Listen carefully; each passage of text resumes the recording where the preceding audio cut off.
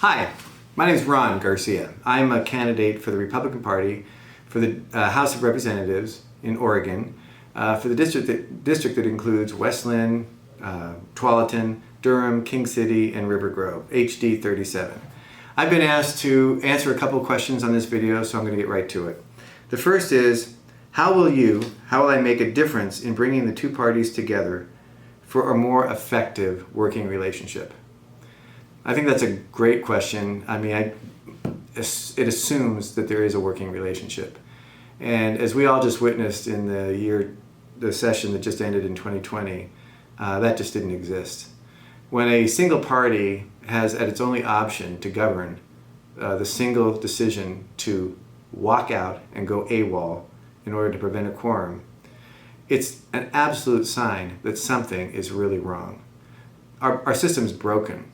A supermajority that takes advantage of their power and dominance to push through regulations with no input or no additional thought, as cynical and as that sounds, is actually historically what just happened. I think that we need balance and we need fixing today. The laws that didn't get passed because they were shelved, because there was no quorum, were based on a budget that no longer exists. COVID-19 in the last 30 days has completely changed the nature of what our state is up against and what we need to do to move forward. Without input from the entire community, without a common,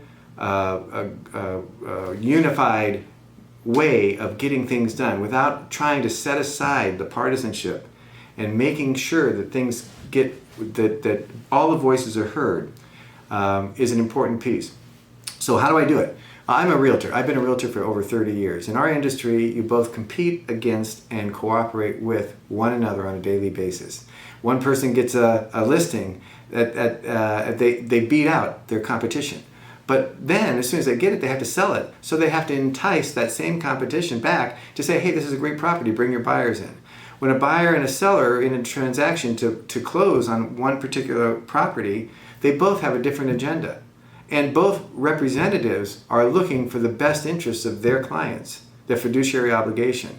There's a lot of details that have to be hammered out, a lot at stake. Negotiation is a skill that has to be honed. I've been doing it on a daily basis for 30 years.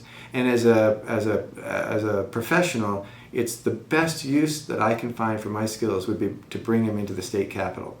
I worked for an entire year with the Speaker of the House and a couple other people in the background, hammering out what would become SB 608, a bill for tenant-landlord rights.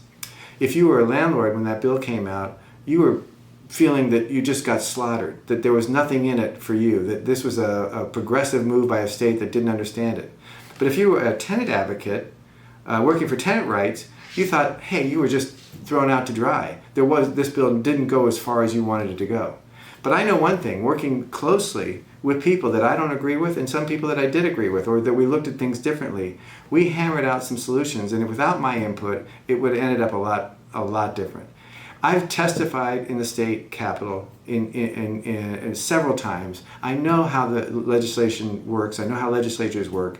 I would like to collaborate with the other party, the Democrats. I would like to work with independents, and I would like to get the Republicans to a point where we actually have a meaningful relationship in Salem. The second question says, what role will your position play in working to support the economy as we enter the post-COVID-19 timeframe?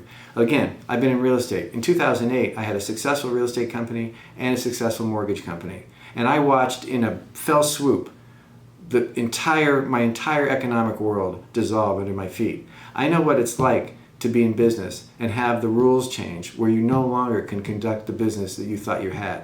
I know what the heartache is. I know how I personally navigated through the issues in order to survive. I know what the concerns for my family were. I know what we had to do to get back on top. And I know how I rebuilt my life since then.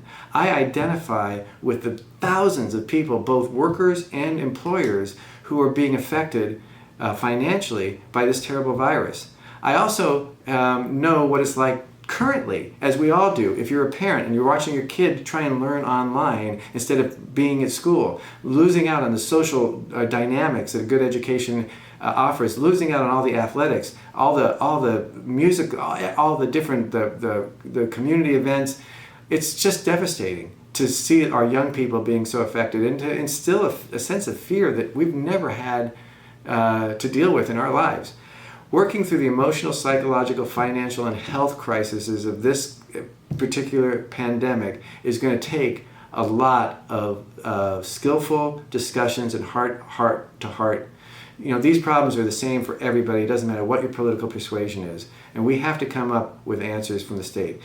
Adam Smith was the founder of capitalism. He believed in the invisible hand. Government plays an important part to stimulate an economy, but it's not taxing to fix. It's how to, what are all the programs, whether they're grants, forgivable loans, endorsements, incentives, all that. And frankly, in Oregon, we're different than the national government. They just passed the payroll protection plan, which was a really effective way of stimulating a national economy. But they can print the money. We don't have a mint. So we're going to have to look at our budget and find the things that we need to cut, find things we need to incentivize, prioritize different issues, and work for all the people, business leaders and the people that are less fortunate. We have to go across the board. It's going to take collaboration. I want to bring collaboration. I want to bring balance back to the state. Ron Garcia for HD 37. I think I'm the right man for the job today, and I really appreciate your vote. Thank you.